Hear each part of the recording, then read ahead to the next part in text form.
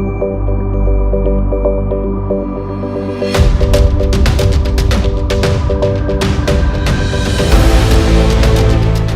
आप देख रहे हैं द एंगल। मैं हूं आपके साथ दीपाली माथुर। नजर डालते हैं इस वक्त की सुर्खियों पर। जम्मू कश्मीर में सुरक्षा बलों को मिली बड़ी कामयाबी। लश्कर-ए-तैयबा के कमांडर एजाज सहित 3 आतंकी ढेर। आरएएस भर्ती 2018 का परिणाम जारी। टॉप 10 में 4 महिलाएं शामिल। राजस्थान के मुख्यमंत्री अशोक गहलोत ने टॉपर्स को दी बधाई। राजस्थान में आज से खुले तबादले। विधायकों, सांसदों और अन्य जनप्रतिनिधियों के पास ट्रांसफर्स के लिए पहुंच रही डिजायर। उत्तर प्रदेश के बाद राजस्थान में नए वेरिएंट की एंट्री। प्रदेश में कप्पा के 11 मरीज। विश्व स्वास्थ्य संगठन ने कहा कि कोरोना का नया स्वरूप डेल्टा दुनिया भर में तेजी से फैल रहा है। इसके चलते उन्होंने दुनिया के तमाम देशों को आगाह करते हुए कहा कि 104 देशों तक पहुंचने वाला डेल्टा वेरिएंट जल्द ही पूरी दुनिया में कोरोना के स्वरूपों में सबसे अधिक हावी हो सकता है। WHO प्रमुख ने कहा कि पिछला सप्ताह ऐसा चौथा सप्ताह था जब दुनिया भर के मामले बढ़ने का सिलसिला लगातार जारी रहा। WHO के 6 क्षेत्रों में से एक को छोड़कर अन्य सभी में मामले बढ़े हैं। शंघाई सहयोग संगठन के विदेश मंत्रियों की परिषद और अफगानिस्तान पर SCO संपर्क समूह की बैठक होगी।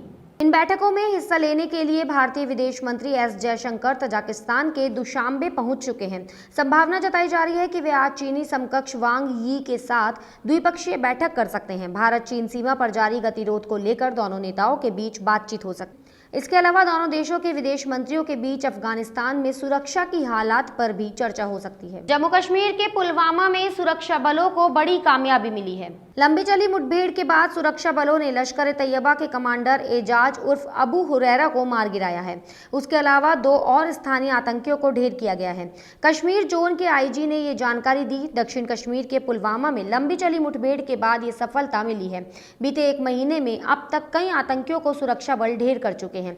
आतंकियों से ये मुठभेड़ मंगलवार को देर रात उस वक्त शुरू हुई थी जब सुरक्षा बलों ने सर्च ऑपरेशन शुरू किया था। RPSC की ओर से आयोजित RAS परीक्षा 2018 के परिणाम घोषित कर दिए गए हैं। आयोग ने टॉप 10 अभ्यर्थियों की लिस्ट भी जारी की है। झुंझुनू की मुक्ता राव ने टॉप किया है। दूसरे नंबर पर टोंक के मनमोहन शर्मा और तीसरे नंबर पर जयपुर की शिवाक्षी खांडाल रही। टॉप 10 में जयपुर के 3 अभ्यर्थी शामिल रहे। आयोग ने कुल 1051 पदों के लिए भर्ती प्रक्रिया का आयोजन किया था। इसमें नॉन TSP क्षेत्र के 1014 और TSP क्षेत्र के 37 पद शामिल है। आयोग ने कुल 2012 अभ्यर्थियों के इंटरव्यू लिए। राजस्थान के मुख्यमंत्री अशोक गहलोत ने RAS परीक्षा में टॉप करने वाले अभ्यर्थियों को उनकी सफलता पर बधाई दी। सर, मैंने YouTube पे बहुत सारे वीडियोस देखे उन सीनियर्स के, उन IAS टॉपर्स के जिन्होंने सफलता हासिल की थी। तो मैंने देखा कि मुझ में कौन सी कमी रह गई थी जो उनकी स्ट्रैटेजी से मैच नहीं हो रहा था। तो एक तो ये स्ट्रैटेजी थी कि बहुत सारे रिसोर्सेज के बजाय लिमिटेड रिसोर्सेज हों और उनको रिपीट किया जाए। दूसरा मैंने ये देखा कि लास्ट टाइम रिवीजन के लिए हमारे पास कंटेंट सिर्फ इतना होना चाहिए 20-30 पेज जो हम एग्जाम से जस्ट पहले रिवाइज कर पाएँ, और multiple revision is the only की कंसिस्टेंटली अगर मेहनत करते रहते हैं तो सर सफलता मिल जाती है। जी सर, सफ़र बहुत अच्छा रहा है सर, लेकिन जो लक्ष्य है वो तो टॉप 10 का या फिर नंबर 1 आने का था, लेकिन जो भी अचीव हुआ सर बहुत अच्छा रहा। लगभग 357वीं लिंक आई है मेरी, और मैं इसका श्रेय अपने पूरे परिवारजनों को, मित्र को और अपनी कोचिंग वगैरह को देना चाहता हूँ। यदि अब जैसे कोई भी परीक्षा वगैरह यदि 1 साल में कंप्लीट हो जाए तो यदि किसी स्टूडेंट का नहीं होता है तो वो अवसाद में ना आके वापस तैयारी कर सके, और किसी को रैंक इम्प्रूवमेंट करना हो तो वो भी अच्छे से कर सके। तो यदि टाइम टू टाइम भर्तियाँ हो, 1 साल में वैकेंसी निकले तो सर बहुत अच्छा रहेगा। ये बाद में मुझे लगभग लग रहा था कि फाइनल सिलेक्शन होना चाहिए था, लेकिन जो इसमें मेन के जो मार्क्स आते हैं वो बहुत इंपॉर्टेंट रोल अदा करते हैं, इसलिए उन्होंने अपना रोल अदा किया है। जी, मैंने लगभग शुरू में जो ग्रेजुएशन के बाद में मैंने अपना पूरा मन RAS में आने का बना लिया था, इसलिए मैं पूरा डेडिकेशन से इसी की तरफ था, और जो जर्नी थी वो बहुत अच्छी रही। इसमें कोचिंग का सपोर्ट और घर का सपोर्ट और जो मेरे फ्रेंड्स वगैरह थे इनका सबका सपोर्ट अच्छा रहा, जिससे मुझे लगभग सफलता मिली। राजस्थान सरकार ने फसली ऋण के लिए बड़ा फैसला लिया है। अब किसानों के साथ साथ पशुपालकों और मत्स्य पालकों को भी सरकार अल्पकालीन फसली ऋण दे सकेगी। सहभागिता विभाग किसानों को ऋण बांटने के लिए लगातार आगे बढ़ रहा है। इसी कड़ी में कोरोना की मुश्किल घड़ी में पशुपालकों और मत्स्य पालकों को भी ऋण देने का फैसला लिया है। राज्य सरकार इस साल 3 लाख नए किसानों को फसली ऋण वितरित करेगी, जिसमें किसानों के साथ साथ पशुपालन और मत्स्य पालकों को भी ऋण दिया जाएगा। राजस्थान में 2 साल बाद आज से सरकारी कर्मचारियों और अधिकारियों के तबादलों की प्रक्रिया शुरू हो गई है। गहलोत सरकार ने तबादलों पर से 1 महीने के लिए बैन हटाया था। तबादले आज से 14 अगस्त तक होंगे। तबादले शुरू होने के कारण इस अवधि में राजकीय कर्मचारियों अधिकारियों का ध्यान अब डिजायर पर ज्यादा रहेगा। तबादले जनप्रतिनिधियों की सिफारिश पर ही होंगे। मंत्रियों, विधायकों, सांसदों और अन्य जनप्रतिनिधियों के पास शिक्षा, मेडिकल, बिजली, राजस्व सहित कई विभागों में तबादले के लिए डिजायर्स पहुंच रहे हैं।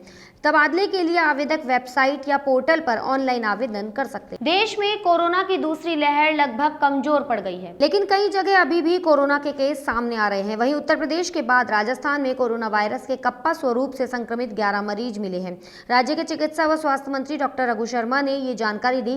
उन्होंने बताया कि कोरोना वायरस के कप्पा स्वरूप से संक्रमित 11 मरीजों में से 4 अलवर और जयपुर, 2 बाड़मेर से और 1 भीलवाड़ा से हैं। उन्होंने बताया कि जीनोम अनुक्रमण के बाद इन मामलों की पुष्टि हुई है। राजस्थान के बाड़मेर जिले की पुलिस ने सीमा पार से आई 22 किलोग्राम हेरोइन सहित 4 लोगों को गिरफ्तार किया है। तस्करी के मामले में गिरफ्तार 4 आरोपियों को पुलिस ने एसओजी अतिरिक्त पुलिस अधीक्षक कमल सिंह तंवर के नेतृत्व में न्यायालय में पेश किया, जहां न्यायालय ने खेत सिंह, देवी सिंह और कालू सिंह को न्यायिक अभिरक्षा में भेज दिया। वहीं हेरोइन तस्करी के मास्टरमाइंड देरावर सिंह को पुनः 5 दिन एसओजी के रिमांड पर भेजा है। पूरे मामले को लेकर एसओजी ने मुख्य आरोपी को 5 दिन के रिमांड पर लेकर हेरोइन तस्करी के संबंध में गहनता से पूछताछ शुरू कर दी। एसओजी एएसपी कमल सिंह तंवर के अनुसार हेरोइन तस्करी का मुख्य आरोपी देरावर सिंह जनवरी 2021 में पांचला सरहद में पकड़े गए संदिग्ध पंजाबी कमलजीत सिंह के संपर्क में आया था। आज 4 अभियुक्तों को माननीय न्यायालय में पेश किया गया। इनमें से 3 व्यक्तियों को कालू सिंह, खेत सिंह और देवी सिंह, इनको तो न्यायिक अभिरक्षा में भिजवाए जाने के हमने प्रार्थना पत्र पेश किया था, जिस पे इनको जेसी भिजवाया जा रहा है। देरावर सिंह की अभी हमें अनुसंधान में आवश्यकता है, उसका पुनः पीसी मांगा गया है। हमें 5 दिन का पीसी रिमांड मिला है और काफ़ी साक्ष्य विगत 5 दिन की पीसी रिमांड अवधि में हमें काफ़ी साक्ष्य मिले हैं। राजस्थान में निर्धारित समय से पहले एंट्री करने वाले मानसून की बेरुखी अब प्रदेश पर भारी पड़ रही है। राहत की बात यह है कि जल्द ही इसमें सुधार होने की संभावना बन रही है। मौसम विभाग का कहना है कि आगामी 3-4 दिनों में राज्य में बारिश की गतिविधियों में बढ़ोतरी होगी। इससे कुछ भागों में मेघ गर्जन और बारिश होने के साथ साथ ही कहीं कहीं वज्रपात के भी आसार हैं। मौसम विभाग जयपुर के निदेशक के अनुसार 17 और 18 जुलाई से फिर से बारिश की एक्टिविटी बढ़ेगी। उस समय जयपुर और भरतपुर संभाग के कुछ जिलों में भारी बारिश हो सकती है। इस बुलेटिन में फिलहाल इतना ही। अगर आपको हमारा वीडियो पसंद आया हो तो हमारे चैनल को लाइक, शेयर और सब्सक्राइब जरूर करें।